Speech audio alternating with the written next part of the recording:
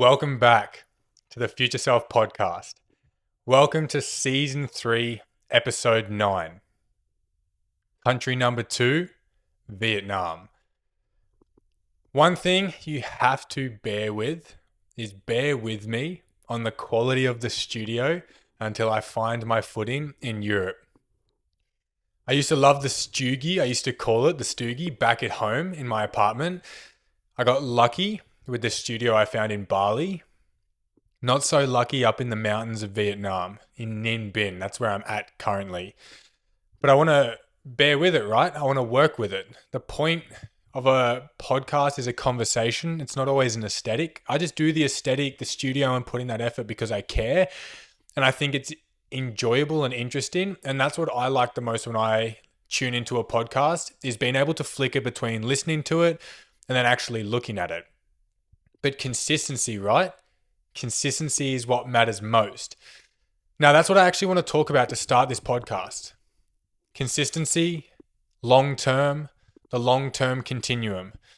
That's what this podcast is going to be about today. But before I do, I just want to brush on a little bit about what I've been doing. Now, I've been really conscious to not make this a travel podcast. I don't want it to be about the best locations, only my travel experiences, because that's not what this is about. That's not what I actually care to talk about. It's a big part of what I'm doing, and it's bringing a lot of my lessons. It's bringing a lot of the things that are new for me, and it's solidifying a lot of what I do. This podcast is called Future Self. Future Self. I am living my past version dream for his future self. This was a goal set at 16. And I worked really solidly on it in the years of 18, 19, 20, 21, busting my ass. So this is the repercussions of future self. I'm not here to flex that I'm traveling the world at 22 and that's what you should have done or that's what you should be doing. It's not actually at face value the point of it. The point of what you can gain from what I'm doing or what I preach or what I experience is that it is fucking possible. Anything you want is possible. No doubt. Sounds cliche, I get it, but it's so fucking true. The other thing too is being someone that says something and sticks to it. Not being someone who says they're going to start, going to do this, going to change, going to try this, and they never do it. Don't be one of those people. And I'm an expression of not being one of those people. I am a person who says it and does it. Because if you're going to say it and you care about it enough, why the fuck would you not do it? You're going to give up when it's hard? You're going to give up when it's not easy? You're going to give up when you're faced with a little bit of challenge? So consistency, right? That's what I want to talk about. Now, I use this word or phrase called the long-term continuum. It's not my phrase. It's just something I always mention because that's what future self is. It is working for yourself for the long term. I say a long-term continuum because it continues. It is forever developing, changing, fluctuating. It's not from A to B. I'm not that type of individual that works on goals where once I'm there, it's, I'm finally there. It's not about that. It's heading in directions. The biggest thing with the long-term continuum is that it is one of the bumpiest fucking things you will ever look at. It is one of the bumpiest things you'll ever experience. It's one of the bumpiest things you'll ever hear about. Now, bumpy, that means up and down. I say bumpy because up and down is unavoidable in this journey. You are going to have so many of them. It's not about rising all the way up and then random here and there drops. It's fucking consistent up and downs. And that's normal because on the high, you're reaping the rewards of the work you put in. And on the lows, you're learning new things. You're learning new experiences, thought processes, feelings more about yourself. But you're also learning to solidify what you do. Now, the reason I wanted to talk about the long-term continuum and consistency is when I first started this podcast, I remember I talked to my ex-partner and I had a laugh about some podcasts that were getting 10, 20, 30, 40 views. Now, I wasn't laughing at them, but I was laughing at the idea of, fuck, that would be really hard to be in that position and continue. Like, I couldn't fathom for myself been in a position of posting, putting in all this production work, the money, the time, the energy for a little return. Now, I've had a podcast reach 1.3K. I've had an episode have 30 views. I've been doing this almost for 12 months. And I stripped it back to why I'm actually doing this. Why the fuck am I doing a podcast? Why am I talking? Why am I putting in this effort to have the Future Self podcast running? To fucking help people. To help people, to inspire, to give insight, context, understanding. Whether that's one person, 50, 100, thousands, it doesn't really fucking matter. You could have a few thousand people tune into an episode that's chatting utter shit. No one gains anything from that besides a laugh. You could have 5 people tune into an episode that changes their life. And that's 5 people that's going to make major difference from listening to this one episode. And I've been pondering on the idea, should I go from fortnightly to weekly? But then if you go to weekly, it reduces the exposure of how many people tune in per episode. But not every episode is for every person. Not every topic is cared about. Not every topic has people interested in it. So really, if I'm holding back doing fortnightly just for a view count or just to create an excitement, it could be serving people less. So it's definitely something I'm thinking about a lot, going from fortnightly to weekly, especially as I head to Europe, because I'll have more of a routine, systems, structures. Hopefully I'll be able to find a studio and just be able to work things out a little bit smoother. Like, it's not ideal to be in this wooden box doing a potty, but I wasn't going to miss it because it doesn't look as good. Or I wasn't going to miss it because it's not perfect or the lighting's a bit dark. Like, half of you guys are tuning in on Spotify anyway, which is fucking sick because it takes the pressure off me having to look presentable. But anyone who is on YouTube, I adore you. And if you're on Spotify, you can switch over and have a look. It's just this little bamboo hut. It's actually my accommodation in Ninh Binh, up in the mountains. It's fucking amazing. Anyway, talking about long-term consistency in the continuum, it's the fact of showing up regardless. It's not the fact of only doing when things are great. It's not only doing when things work ideal. It's about showing up. I could have easily quit this, stopped this once I left my apartment, packed up in Australia, and thought, fuck, it's not going to have the same production, the same lighting, it's going to look shit. But then I wouldn't be able to share my experiences, share my new learnt developments, my new thought processes. So why the fuck would I not? And this always links back to that thought for myself, and a topic I wanted to talk about today is how important consistency is, but consistency doesn't mean perfection. Now, again, another cliche statement. I understand that, but it's really important because people think consistency is back-to-back efforts that look the same, and that's not the case. It's not the case. It's not doing the same thing over and over without any fluctuations. Consistency could be altering what you do in a night and day difference, but still doing a similar thing.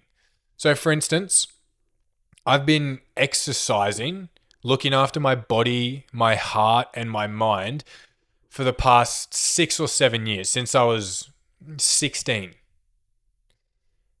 Training for me at 16 was different to 18 to 20 to now 22. I've done bodybuilding, I've done CrossFit, I've done boxing, running. So that's consistency, right? Consistently looking after myself. Being consistent with the gym doesn't mean you're doing it 5 days a week, 52 weeks of the year for fucking X amount of years straight. You might do a period where you're literally only getting to the gym one day a week. You might do a period where you're going 6 days a week. You might bodybuild. You might do cardio only. There's consistency in looking after yourself and showing up. And that's the hardest thing. I've posted about it quite a bit on my socials, which for anyone that doesn't follow me, I'll just link it below in the bio if you're interested or keen to check it out. But I've been posting this idea that long term doesn't actually look up the whole time. And you've seen these graphs, right? The up and down, but it slowly trends up. So there's a guarantee in it always being progressive, which there is, but it doesn't always feel that way. It doesn't always feel that way. And sometimes it doesn't look like it's going to head in that direction either. I've worked with people that become my main result producer. Now, it's not actually a title you give someone, but it could be someone who's posting and resharing the GOA every day. Or it could be someone who's really making major gain or major progress or major developments. So they're consistently posted. So if someone mentioned GL coaching, they would think, oh yeah, that person. So that's kind of like the main result producer. Now I have a few of those, but it always fluctuates. So there'll be 2 or 3, and then that will drop off, and then a new 2 or 3 will come through. Now, why is that the case? Because long-term continuum, future self, sticking to something consistently for a long period of time, you're bound to fluctuate. And I don't mean fluctuations where your body weight's up 1 kilo one day and it's down a kilo the next. I mean fluctuations where you might spend 4 months killing it and you've lost 10 kilos. And then you might spend 3 months putting 5 kilos back on. The gym sucks. You're hating your routine. Tracking food's a dread. It's boring. You're in that position where you're actually borderline thinking of giving up. I mentioned on my socials in the past week or two, that's not individual. A lot of the time people think the situation they're in is individual to them, in the sense of, fuck, I'm just losing motivation, or, I'm not enjoying it anymore, or I'm struggling. Everyone experiences that, and there is a guaranteed outcome of overcoming or coming out the other side if you stick to it. But it's if you stick to it. Now, any coach that is a good coach or has a well-developed understanding or doesn't just care about the result will bear with an individual. Now, I've worked with hundreds of people, and back when I was an immature coach, so not in the sense of maturity, but my experience in the coaching field, there'd be points in time where I'd get an insane result with someone, and then they would start to slip, and then the result would go backwards, and then they'd start to really decline, and I'd think, fuck, do I end it here? Do I stop with them now? Do I tell them to go off on their own? Because it was that worry of, oh, there's no credibility in working with this person. They're going backwards now. And it's just so mind-blowing for me now to have that mindset, because some of the best transformations, but the best long-term developments I've ever seen is bearing with someone. Now, if your coach stays consistently the same without any adaptation or change, they're not good. And I don't mean that in the sense of one moment they're getting you to do bodybuilding and the next they're telling you to do CrossFit. Or if you get interested in rock climbing, your program and foundations go from what you've built all of a sudden into rock climbing for a week, and then you want to go back to what you were doing. I'm not saying that. What I mean is working with someone on what's realistic. So I've had people train 6 days a week, and now currently they're doing 3. Well, why 3? Because if you can do 3 days continuously for 3 months, you'll start to crave the 4th. And then you'll add in the 4th, and then the 4th becomes the 5th, and the 5th then becomes the 6th, and bang, they're back to the routine they were at, but in a much better position.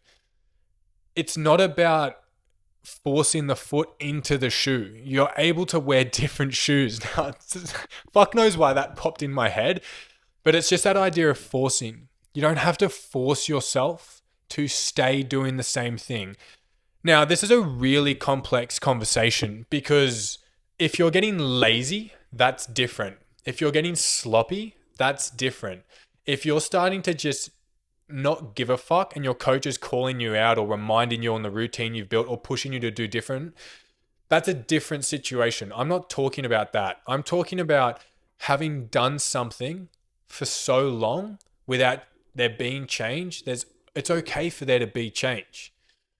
So the thing I always see, or the pattern I always see with coaches, and I only say with coaches because I understand it because I've been through it myself with clients in the past, is that some coaches work with people for 6 months, some have 1 year, 2 years, some have 3 or 4. There's always that 1 or 2 clients they have that sticks around for a long term. The reason most coaching blocks come to an end, and for you as an individual listening, your journey comes to an end, or a period comes to an end, or your result drive comes to an end, it's because there's no adaptation and there's no change. So they'll work and work and work and squeeze every little bit of juice out of this routine. And then once the routine stops, the person gets agitated or upset or they start to regress and then it's done. It's like, well, no, that's not how it fucking works. It's not how it works. If I stop the gym in the sense of pull it back. So here's an example, right? Back at home in Australia, I used to train 6 weight sessions a week, as well as 3 or so cardio sessions on top. I've been in Vietnam for 2 weeks on Wednesday. So when you're listening to this, I'm actually in London right now. So hopefully I'm fucking living it up. But I've been in Vietnam for 2 weeks. I trained twice. 2 sessions in 14 days. And I've gone on 1 run. So that's 3 things.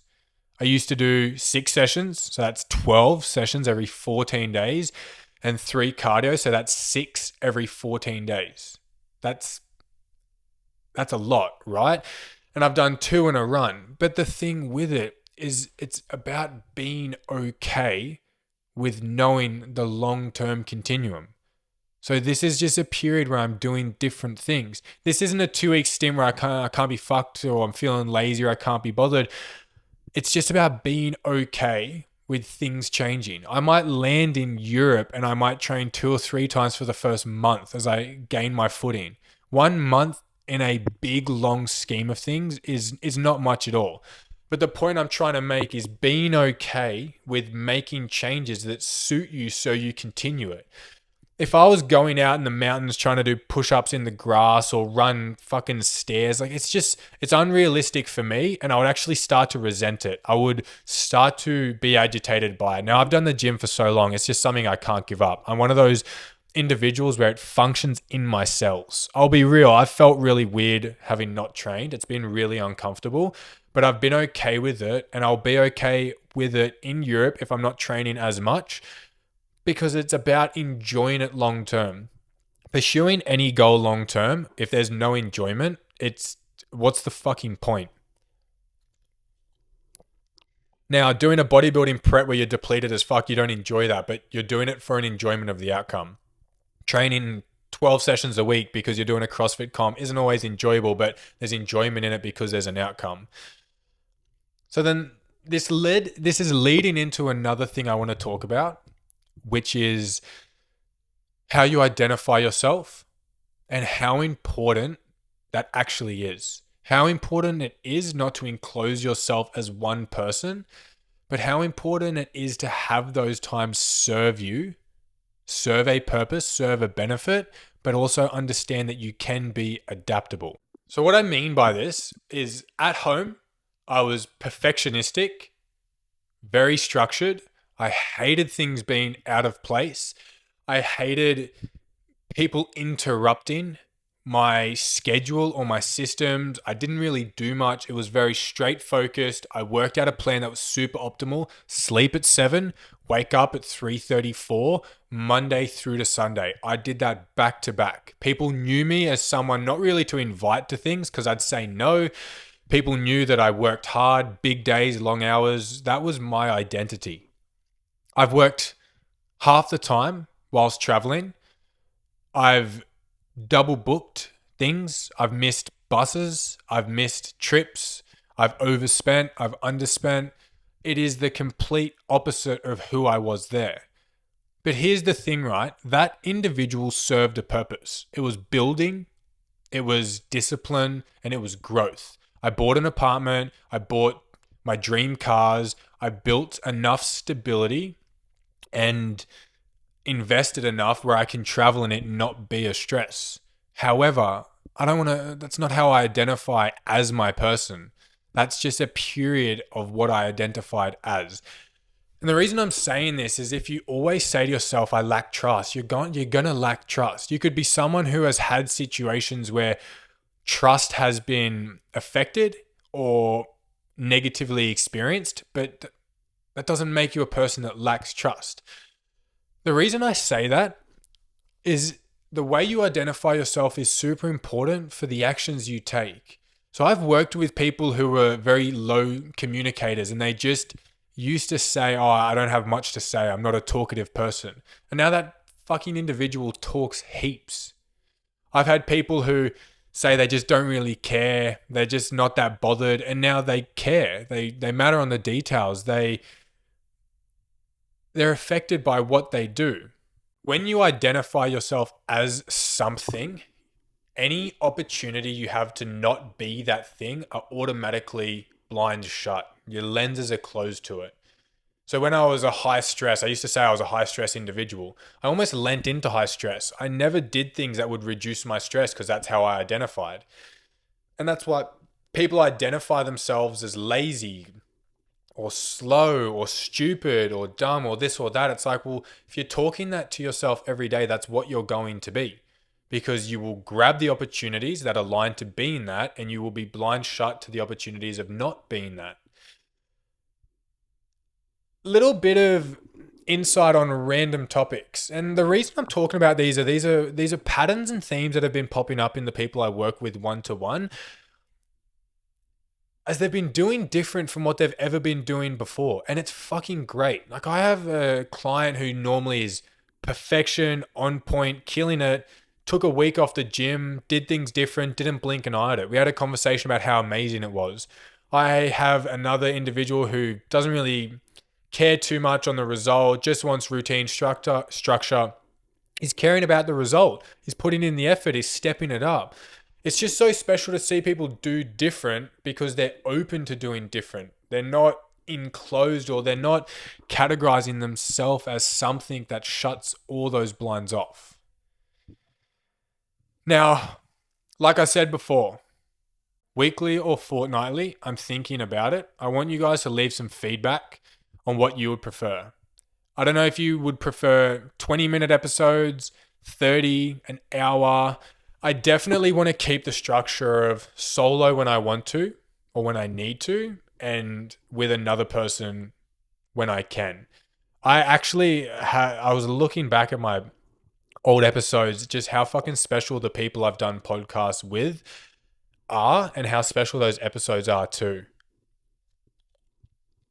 Like, I'm so intrigued for who I'll meet in Europe and what we'll talk about, what I'll be interested in asking, what I'm going to be excited in just pursuing. I feel like this is the first time in my life where I don't have anything set in stone. I have directions set, so I don't want to sit here and say I don't know what I'm doing with this podcast, because I do, and I know what I want for it, and I know where I want it to go, but it's actually really exciting and thrilling to just be playing with the unknown and sitting into it, leaning into it. Another thing I've been thinking about recently too is doing new things. Now, I'm traveling. Everything I do is going to be new. You have a routine at home, a consistent job, a consistent set of experiences each week. But you don't have to if you don't want to. And what I mean by that is, don't throw out your routine. Like, I am stinging for a routine. I'm craving it. I've been trying to build it. I've been going to bed early and waking up earlier. So I've been building routine and new experiences. They don't tie together. What I mean is, just try and talk to someone new. Like, if you go to the beach and you walk past someone, say hello or make a small little comment, like a one-liner or a joke. Smile at people. Take yourself out to lunch or out to dinner or for fucking breakfast. Go on a walk on your own. Go walk a new trail. Go drive into somewhere up north or down south to walk. Train at a new gym. Go train with a friend you haven't seen in a while. Like, I don't want to go airy-fairy with do new things. It changes your life, but new experiences teach you so fucking much about yourself and about who you are, what you like, what you don't like, how you cope, how you thrive. And it also just allows for a development of skills, a development of things you're able to do. I remember when I was leaving Sydney, I was shitting my pants. The airport used to freak me the fuck out. It's so big. There's so many things. It's just so overstimulating. And now, having done it, I just walk through it, knowing what to do, where to go, who to talk to, what to ask. The only thing I still get nervous about, actually, I think it's TSA, walking through the international security. I don't know what it is, and this is going to sound so stupid, but when I walk through and my bag goes through the X-ray machine, I have this feeling that there's going to be drugs in my bag, and I don't know why. It's like when you're driving on the road, speed limit, doing the like normal things, and you see a police, your heart drops, and you have that stress. So that's the only thing I actually haven't adjusted to, and is still overwhelming or uncomfortable for me. But yeah, doing new things like every second day, I'm booking new accommodation, transfers, cabs, flights, activities, things like that. So I'm trying to think, when I was back at home, I wasn't doing any of that because I had a routine, I had a purpose. I knew that routine wasn't forever. A lot of people actually got worried for me about how over the top, structured, regimented, straightforward, uninterrupted it was, but I knew it wasn't going to be forever because I was doing this goal, I was pursuing this goal. So having a routine isn't a bad thing. And I'm not saying always go and do new and random things and go and break what you've created, but test yourself. Try a new exercise you've never done before. Jump on that machine you walk past and are curious about. I think things like trying a new gym is so progressive long term because you have to back yourself going to a new gym. There's new stimulation. It's worrying, it's daunting. But unlike like everything I talk about, the exposure to experience is how you progress. Being exposed to what it is you want to progress and experiencing that over and over and over, that's how things change, truthfully.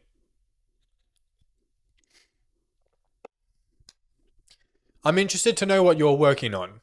Now, we obviously can't talk, and you might be too scared or too uncomfortable to leave a comment. If you're comfortable, leave a comment on this video because others might gain inspiration from your goal or what you're working on. But if you want to, just send me a direct message on Instagram. But I'd love to know what it is you're working on. When you tune into this podcast, why are you tuning in? Is it to gain new insight? Is it because I'm a young kid doing what a lot of others aren't doing? Is it you're just curious and interested in what I'm doing? Is it to gain knowledge or insights in how I coach or think? Let me know, because the more feedback you give, the more I can start to process what is gained most from this, what value holds the most percentage for the audience that's tuning in. I feel like there's so many things I want to talk about, but I just don't want to make these episodes too long. And I really like just focusing on one or two topics because I always sit on that thought process that if you give too much, you actually give little. So if I give you 15 things to think about, you probably won't think about any of them. If I talk about one topic, you'll soak it in, you'll take it on, you'll apply it, and you'll potentially start to action from it or do things with it. And I always think about that with coaching because I used to give too much. I used to write 30 odd lines worth of feedback, and now I've cut it back to between 15 and 20 because when I gave too much, it was giving less. But yeah, I'd really love the feedback left either on this episode itself or in my DMs. I'd also love to know what you're working on. I'd love to know your goals. Yeah, I just want to say that I'm very appreciative and very grateful for you tuning in. I know I say this every episode, but truthfully, anyone, YouTube or Spotify, whether you listen to the whole episode, whether you skip till the end, whether it's fucking this or that, I just appreciate you supporting my vision, joining me along for the ride. We're almost at 1,000 subscribers, which is fucking so crazy. I love those YouTube montages where it's 100 subscribers, 1,000, 10,000, 100,000. Like, I know I'm going to create that one day and I can't wait for that. But I appreciate you tuning in. I fucking adore you. I'm so proud of you for trying to change things. I'm so proud of you for working on things for your future self. I'm so proud of you for just thinking about it. If you're not doing anything yet, you're thinking about it, and that's the first step. But if any of you are struggling, reach out because I'm more than happy to talk, whether it's about goals or lifestyles or situations or coaching or direction. I'm always open to conversations. Hopefully, any of you listeners, if you're from Europe, I might see you in the next few months while I'm there. But thank you for tuning in. This is season 3, episode 9 in Vietnam. I'll see you in Europe.